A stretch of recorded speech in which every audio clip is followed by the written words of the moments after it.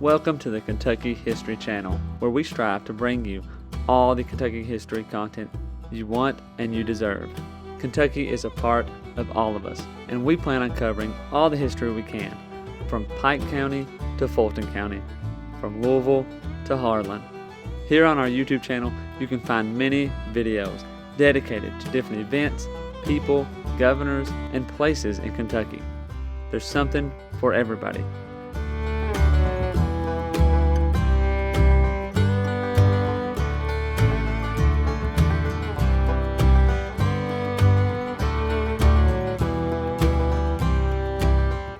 While you're here, if you like the channel, hit the subscribe button and the notification button so you get notified anytime new Kentucky history is available. And if you want to support the channel, we have a Patreon page as well, or patreon.com/KYHistoryPod.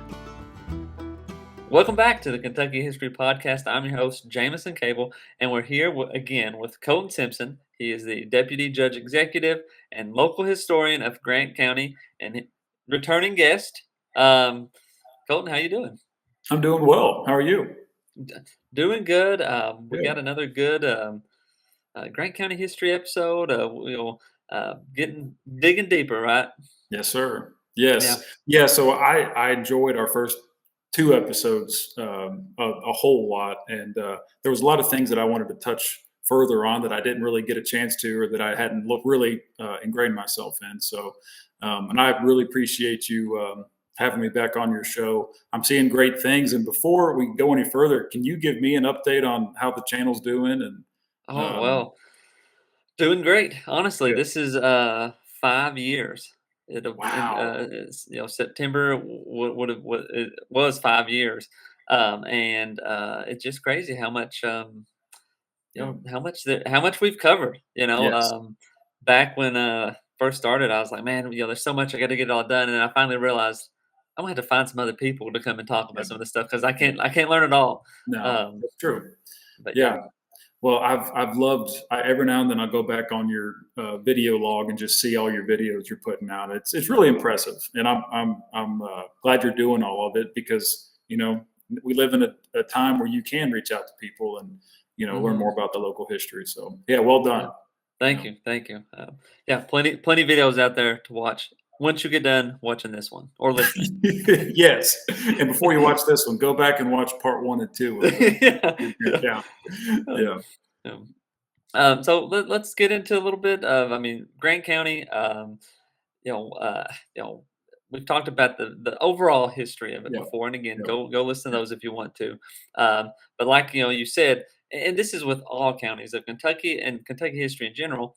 When you start looking at it, there's so much more when you get a little deeper. Everybody kind of focus on the Civil War or those frontiersmen, but then you leave out this whole 20, 30 years of good Kentucky history. So hopefully we'll fill in some of those gaps. So and what I've found is that there's a lot of history of Grant County from the first 20 years or so. Everybody loves the founding of it. And they talk about the founders, and then there's probably a 70-year gap between 1840 and 1890 where there's just not a lot. And even if you looked up the Civil War history, there's still not a whole lot of the Civil War history that you can go find. So luckily, there's a lot of resources that I've been able to look through, and hopefully we can get a better picture of it. But what's interesting about 1890 is that's the earliest around there is the earliest newspaper records that we have. So we're able to go back and learn about it. So a lot of the history that we read is 1890 to present, and but I think court records, church minutes, and those kinds of things are that we could go back definitely and learn a lot about that. So, this is a question. What is the current newspaper in Grant County? The Grant County News, and it was founded in 1906, I believe, out of the Williamstown Courier. And, okay. Is that you mentioned the newspaper. I was like, well, I wonder if that one's still going. So that's pretty close. 1906, and the Williamstown Courier, I think, was kind of like an 1880s paper, but we don't have not a whole lot of them survive. Yeah. So But just trying to find out those, and those are such a the formative years too. Is like those 1820 through 1890, and we just don't have a lot. So, Yeah. but so that's what I'm hoping to do, and hoping to talk a little bit about some of that stuff today. Yeah. So Well, I mean, let's get into it. yeah, Talk about, and well, then I'll say this too. That's very common for a lot of a lot of counties. Is that gap is from after the Civil War, yeah, 1920-ish. yeah. Those are just big gaps, and so much stuff happened. But Yeah, anyway, go yeah, ahead. and I was curious about if you've seen that as well too. So that Mhm. definitely helps me out. But are you familiar with a Barton Stone of the Martin. Barton Stone? He Mm. was um, he was an evangelist, and he was the one that organized the Cane Ridge revival Okay. in Bourbon County, right? So they said it was like the largest camp revival in the Second Great Awakening. I mean, it was renowned for that. But anyway, Barton Stone, the Christian church movement, the Disciples of Mhm. Christ movement, came out of that movement, and he actually preached at the Grant County Courthouse in 1827, I believe. Oh So, wow. but just we don't talk about those things, right? Yeah. There's a lot of that, somebody could put up a plaque if they wanted to, like Barton Stone preached here or something. There's just a lot of those things that we miss. So there's gaps, not only gaps of time that we miss, but there's gaps in the topics that we do cover. So I thought that was really cool. Hmm. Um, and there's we kind of lucked out in Grant County, and I don't know. Have you ever heard of the? I think the federal government came down with it. It was a mandate that in 1876 all the counties had to write a history of the county. No, but Okay, that would be really cool if it. I mean, if to get that, if that was the case. so right. Well, it said the guy who wrote it said it came out of the federal government, right? So Hmm. the legislature, the federal legislature, came down and said each county is going to write a history. And I don't know if they just didn't survive or what, Hmm. but Grant County survived, and a man by the name of R.H. Ellison wrote it. And it's a long, long piece of history. And what they did, they had a celebration at the Grant County Courthouse in 1876, and he read the entire thing. And it was a chronicling of that gap we were talking about. So a lot of the history that we have from that time came from that writing in 1876.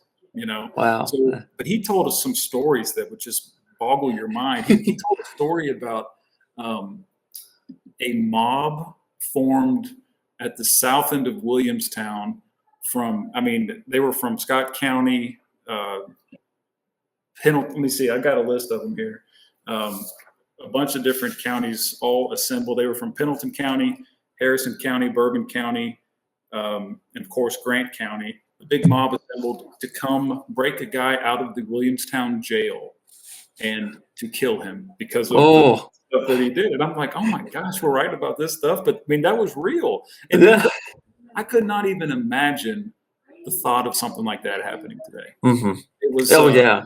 yeah. So, I mean, it's just like, just it's mind boggling that the stuff that happened. But the story said that when the jailer heard about the mob forming, he buried the keys. Uh-huh. He buried the keys. They marched into the courthouse yard without saying a word. The people of the town attempted to dissuade them from their determined purpose. Eloquent speeches were made by the lawyers pleading the cause of justice. Let the court handle this. Yeah. And but the speeches were to no avail. They said a calm, unwavering determination sat brooding upon the countenance of every man. They asked if there was anyone else who wished to speak, and the reverend came forward, and his words did not work either. They broke into the jail, got the man, and Yeah. Oh, so vigilante justice.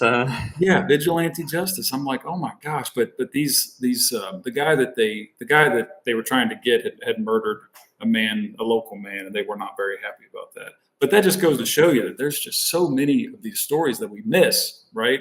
And Hmm. how many other stories that did other communities write about their history that have been lost over the years. Yeah. So it's just really interesting. Well, And well, I think of that. Well, we obviously haven't way better today in many ways. But like even like historians looking things up, like you get online, you look this stuff up, you find different sources and that kind of stuff. But like Yeah. writing a history of your county in Yeah. the 1870s, Yes. that person is basically going off of firsthand Yeah. accounts Oh, he and was. just running around talking to people. You Yep. know, Yep. Going out, and he said when he wrote it, he wrote down some of the interviews he had. He said he talked to a guy that saw General Lafayette with his own eyes walking through town. oh yeah, It's just like, oh my gosh, yeah. If you don't know that story, look it up or listen to the first podcast. yeah. So, but yeah, it's fascinating. So firsthand witnesses there. Yeah, yeah. Yeah.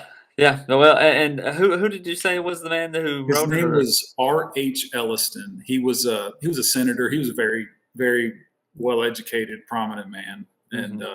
but he had the foresight to write a great history, and I'm assuming he had the foresight to make sure it was preserved too, because I haven't seen a lot of other communities talk about theirs. Yeah, and that makes me want to kind of look into that and see if that's out there, because Yeah, like a lot of we've talked about this before. Courthouses were burned, but if this was the 1870s, yeah, unless your courthouse burned after that, which is very possible, yeah. you know, they Not should yeah, still be yeah, around. yeah. There's probably definitely many communities that had their courthouse burned, but Grant County never has. There's been fires in the courthouse, but they were put out very So, quickly. good, good. So Isn't exactly. it like the nerdiest thing to say is, "I hope your courthouse didn't burn." So Yeah, but and only a historian like yourself would even acknowledge that. It's like I hope it didn't burn because I'm interested in all the history that you have. yeah.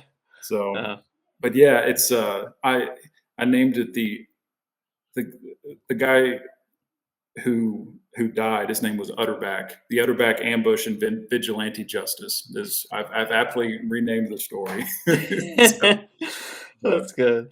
yeah, man, Um, it's fascinating. So some other things that I kind of touched on in the first two episodes was education, and of course the Civil War was a big one. But education is. I think Grant County has a very rich history in education. Have you found that across a lot of counties where they have that documented and you know? well, so it's interesting. Some counties, well, a lot of them have the same pattern of one room schools, eventually a county school, and, Right. and consolidation and that kind of stuff. Yeah. Um, but it's interesting too, like how smaller counties, you know, it happened really quick. It wasn't really a Yep. big issue, but the bigger the county, the bigger population. It's like you have a bit more Yeah. conflict in wanting to consolidate schools, and also segregation and that kind of stuff comes in Sure. different That, counties that as well. yes. Yeah, Um, no doubt. Yeah, I mean, it's an endless conversation talking about those kinds of things. mhm. But Grant County, there was two schools in Grant County before it was founded. So when it was in Pendleton Okay. County, right Yeah. there was two schools. One was near. We talked about the old church on the Dry Ridge last Mhm. time we spoke. One school was near there, and then another school was at the southern end of the southeast end of the county near Fork Lick, and there was a church near there too. So it's kind of funny how the education kind of popped up where those churches were too. Mm. And maybe the Mm. church popped up where the people were, right? Yeah. Yeah. So it make perfect sense.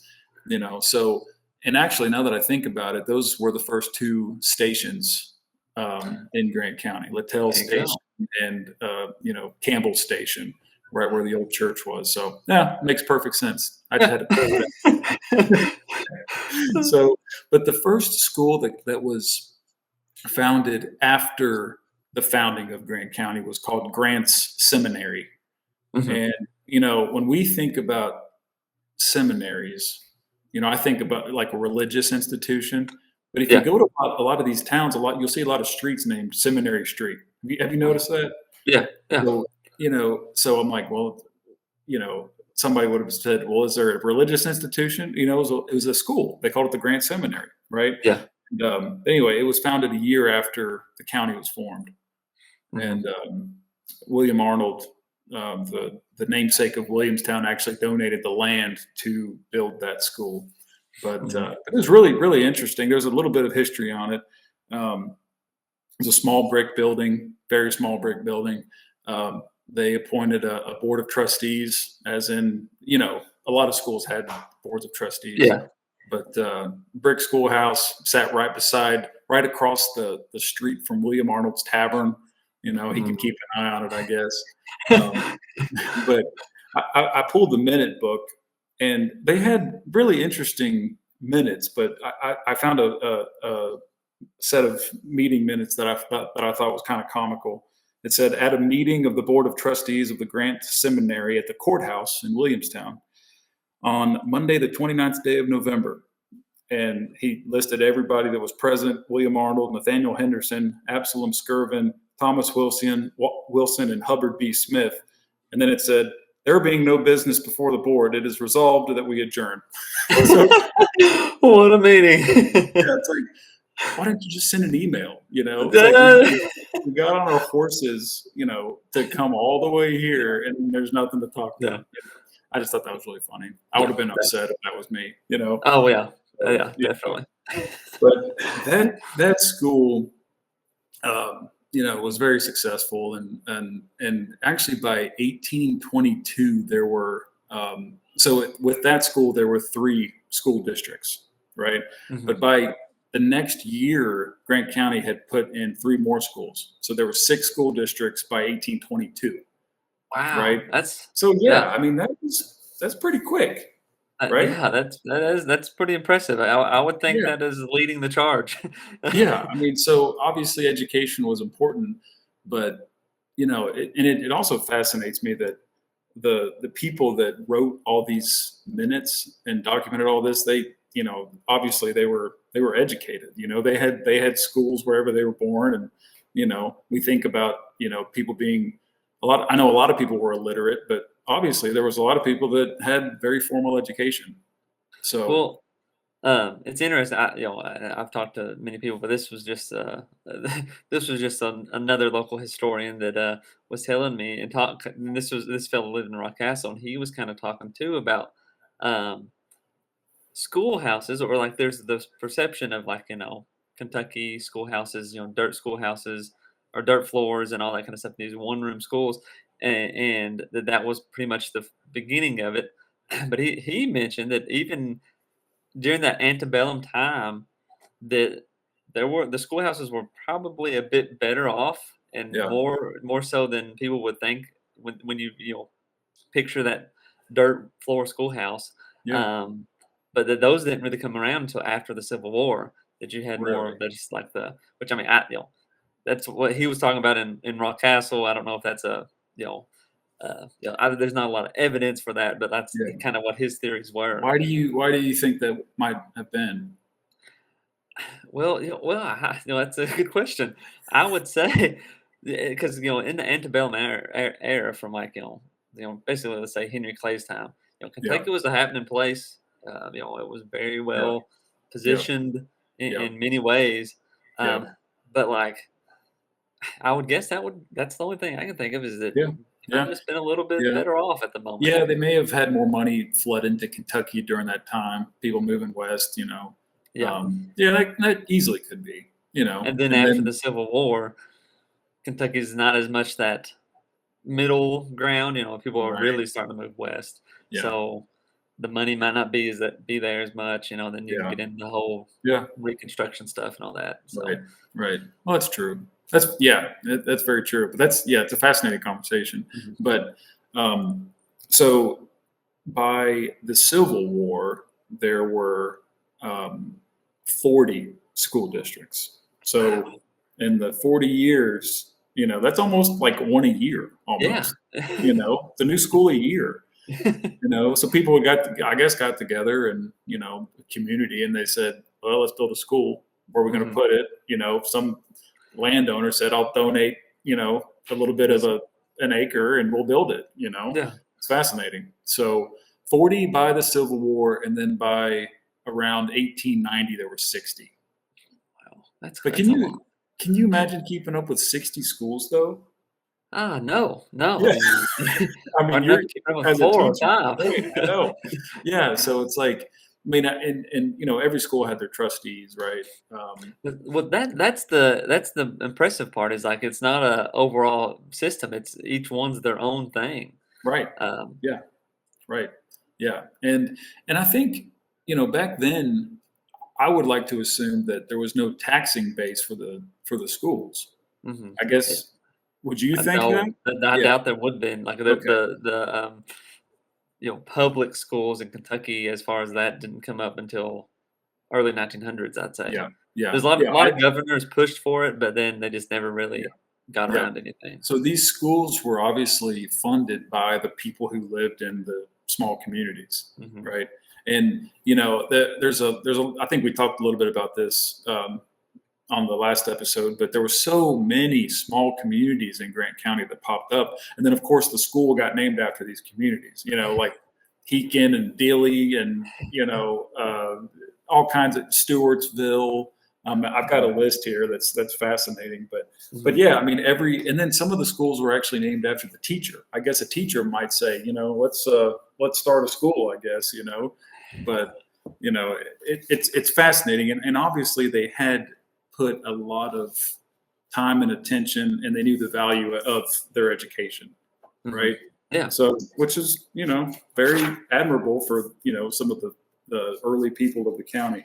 What, Um, do you know a population count by around this time, like oh 1980 no, or that would be a 1890? really fascinating conversation. I mean, Yeah. I'd say easily less than 10,000, way less than 10. Wow. You know, but I mean, I'm looking at a list here that they had Round Top, Cordova, Brock, Smoky Road, Sheriff, Gray, Man, Hightower, Frank, Sipple, Harrison, Stringtown, Flingsville, Fairview. Mhm. I mean, all kinds of things. Yeah, you And, don't wanna make the assumption that Frank was just a guy's name. It could have been a community called Frank. yeah, Yeah. could be, yeah. And uh, and then of course you had there was one that the teacher. There was one named after the teacher, and I couldn't find it at the moment, but there was 57 schools for the white population, and then 3 for the black population. Wow. Yeah. So, and that was in Williamstown, Crittenden, and Corinth. Mhm. So, yeah, I mean it's fascinating. That well, Um, just that many schools, and I would, I don't know, uh, off the top of my head as far as, like, how that compares to other counties too, because yeah, that yeah, just seems like a lot for that time. right. It, Uh, it, it sure was. Yeah. So, and then in 1881, it was called the Overstreet Academy in Williamstown, and this was long after the original Grant Seminary was torn down. It no longer existed, but it was called the Overstreet Academy, and it was in Williamstown, and they called it, well, I say Overstreet. He was I guess the superintendent, um, but in bold writing it said Williamstown High School, right? So it was Williamstown, right? But I want to read some of these things that they taught at this school. Um, they had a collegiate department. I was like, okay. oh, that's fascinating. They had higher English, ancient and modern rhetoric, natural sciences, English literature, English composition, mental and moral philosophy, higher mathematic, including plane and solid geometry, trigonometry, analytical geometry. They also had astronomy, botany. They taught Greek, Latin, French, and German, music, piano, organ, and vocal. Wow. Yeah, Man, that 1881. is impressive. Yeah, right. Yeah, Oh. yeah. I was like, man, that's and then there was probably how many teachers could have there been too? Mhm. There probably wasn't a whole lot of teachers that were working there, but yeah, that was in 1881. Fascinating. Wow. Um, 1881. Jeez. yeah, Well, yeah. just I googled this real quick. 1880, the census population, 13,000. Okay, okay. Yeah, 13,000. 1880. yeah. Wow. I think there was close to 15 to 18,000 in like 1980. So Grant County. Yeah, look it up. Yeah. Let's see. So 1980, 13,000. Yeah. 1990, 15,000. Okay, so it didn't grow for 100 years. No, it kind of went down a little bit, came back Yep. up, and That's yeah. yeah. The population didn't grow until I think it was late '90s where they really saw the boom from like Toyota coming in and Hmm. you know Uh, people. it says So I mean, 1970, 9,999. 90. 1980, 13,000. Wow, Cheezel Pete's. Yeah, yeah. So not a growth, whole lot of growth for 100 years of Mhm. history. Yeah, that's Yeah. fascinating. And Now now though, it it's seems like it's booming. yeah, we're at 26,000 today. Yeah. So yeah, so and a lot of travelers, a lot of tourism coming in, and yeah, it's an exciting place here in Grant County. But as historians, right, Yeah, we'll yeah. say that a lot of that was attributed to the foreknowledge of the people of the past, right? Set us up on a good foundation, right? Yeah. So All that um, Greek and Latin they were teaching all back the Greek and then. Latin, piano. Yeah. Oh, it's so funny. But there's people that I know today that 3 generations ago they were going to this school. They might have graduated in Yeah. early 19. I mean, it's the same. So it's like so you see that trajectory with people, and you see the some of that old tradition of education in Grant County coming through. But so that the Overstreet Academy was at 81 by 19 let's see, I think it was by 1891, I think the legislature had finally allowed schools to develop a taxing entity, Yeah. right? Yeah. So and I think the first school in Grant County to create a taxing district was Williamstown, and they constructed a one of the coolest buildings I've ever seen. And I please put it on the video here for the viewers. But one of the coolest buildings I've ever seen in pictures or in real life was that Williamstown High School that was opened on February the 5th, 1891. It was just it was a awesome looking building, and but I believe that was the first time that they taxed an entire district, right? Yeah. Yeah.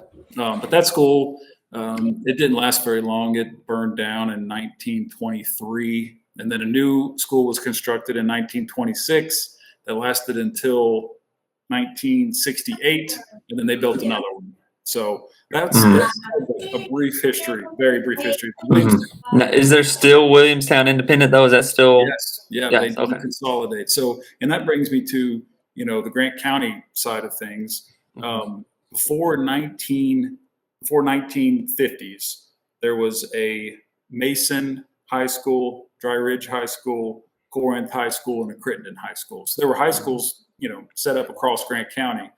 Um, and I remember when I was a kid, I remembered going into church, and there was a lot of people setting up tables for these reunions of, like, say, Corinth High School, right? Yeah. There's just not a lot of people left that had graduated from these schools. But when I was a kid, I remember that, and I remember my papa Simpson. He actually he went to Grant County, and when the new school was constructed, he went to Mhm. the new school. So the last graduating class of Crittenden High School, Mason High School, Dry Ridge High School, and Corinth High School was in 1953. And then after Mm. that, everybody went to the consolidated one county high Yeah. school. So Yeah. it's a really interesting dynamic. I'm sure it was fascinating to live through that. Mhm. And then everybody got along and was happy and Oh yeah, I'm no sure. problem. Right. Yeah. Right. And I don't know the history of this. Maybe somebody could tell me, but I don't know why Williamstown didn't consolidate. You know, Mhm. um, but I'm a Williamstown graduate, so proud alumni here, Yeah. and but Well, a lot of that, like that's, I mean, that's pretty common. You got in Perry County, you got Perry County Central, the high yep, school finally consolidated, and you got Hazard, uh, yep, Independent, and that's the case in many other counties. But oftentimes, it's just that the city school doesn't want to. They don't want to yeah, consolidate. They want to nope, keep whatever um, yeah, uh, funding, or they're able to keep yeah, the funding on their own, yeah, and that's right, that's right. nice. a sense of identity, maybe, you know.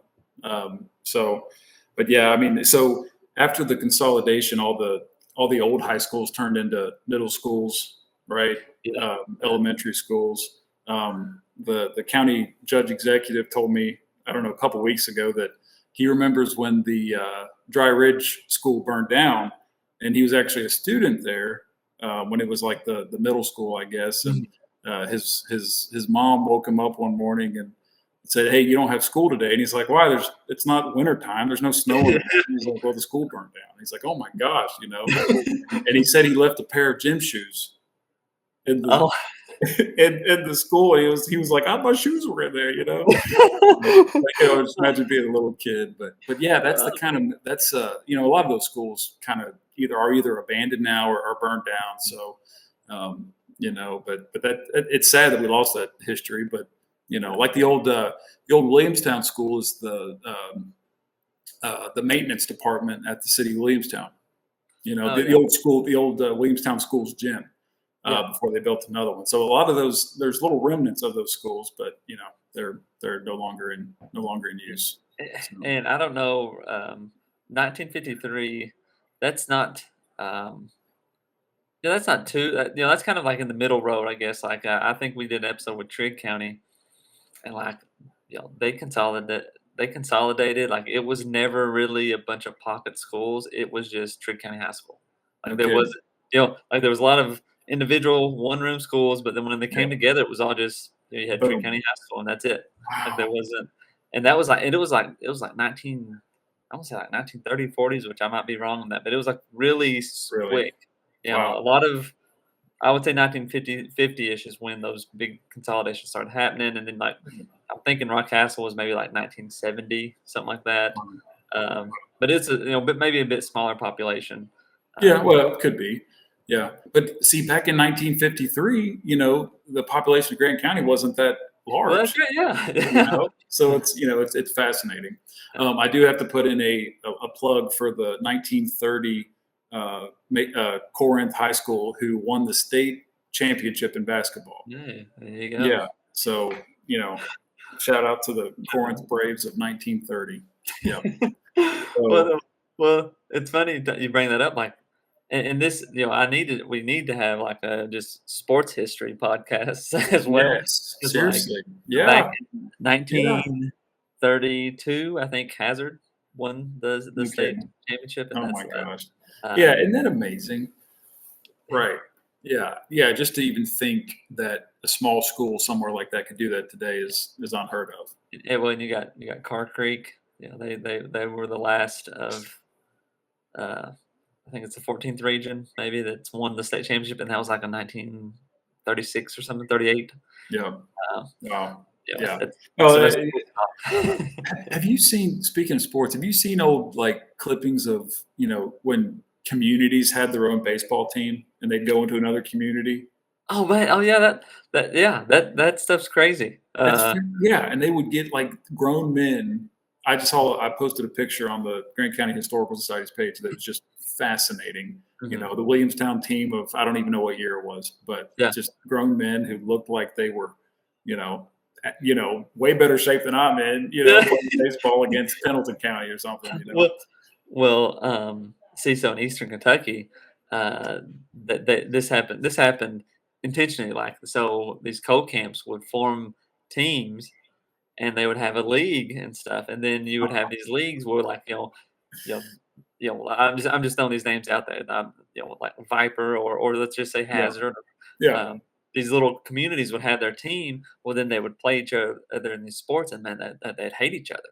So then, so then they would not, come together and unionize or anything like that because they didn't like each other. because they Yeah, got mad during a sports game because somebody yeah. cheated or It, something. it made bad, it made bad blood. So, Isn't that funny?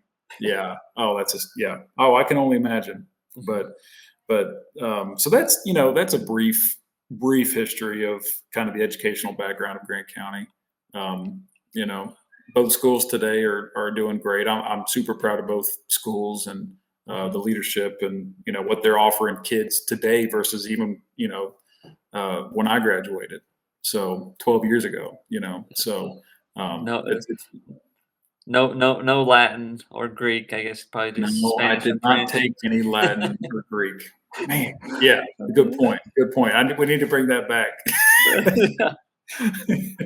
Uh, But they do have good, they have good music, so they do teach instruments and those things now. So kind of going that's back in time. that's Yeah, yeah, living up to the 1881 Williamstown High School. So, any other thoughts on the education or any?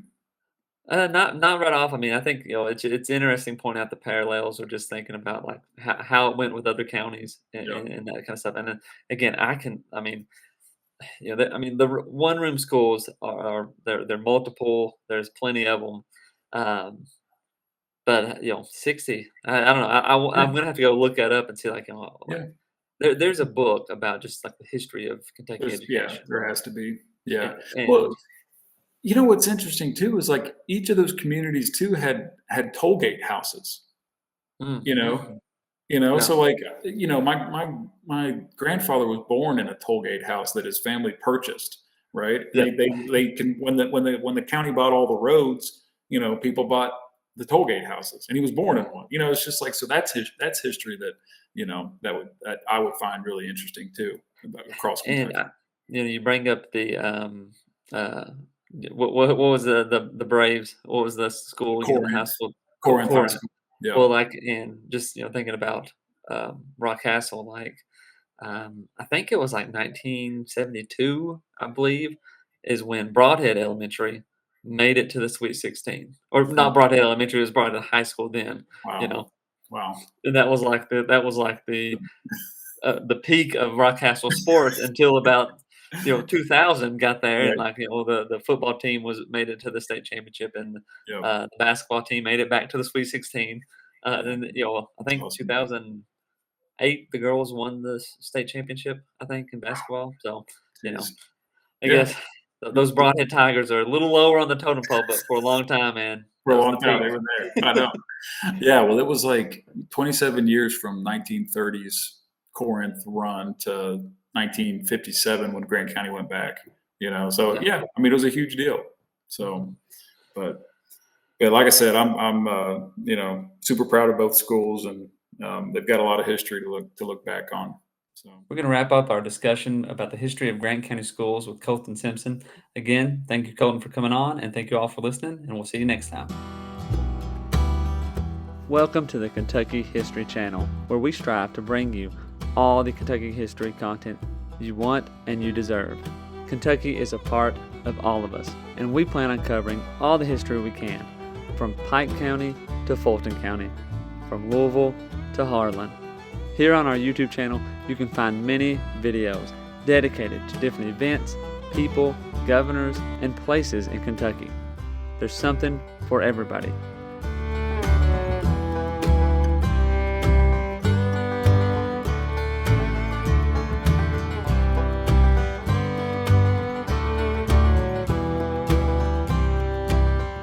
While you're here, if you like the channel, hit the subscribe button and the notification button so you get notified anytime new Kentucky history is available.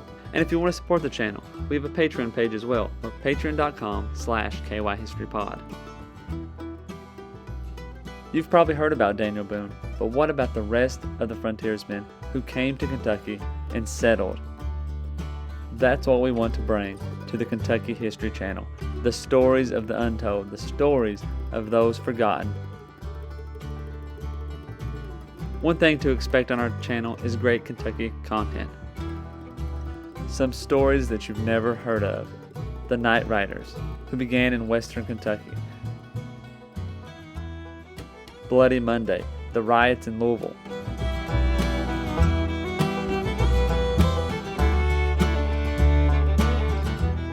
The assassination of Governor Goebel, the only governor ever assassinated in the United States. Stories from all over Kentucky, stories that are unforgettable once you've heard them. You can find out who counties in Kentucky are named after and how your county got started. From beginning to end, we plan to document every county in Kentucky, all 120. Reach out to us on all of our social media platforms: Twitter, Facebook, and Instagram. And also leave a comment on one of our YouTube videos. You can also check out our podcast episodes. You can subscribe to our podcast on Apple Podcasts, Spotify, iHeartRadio, and many more.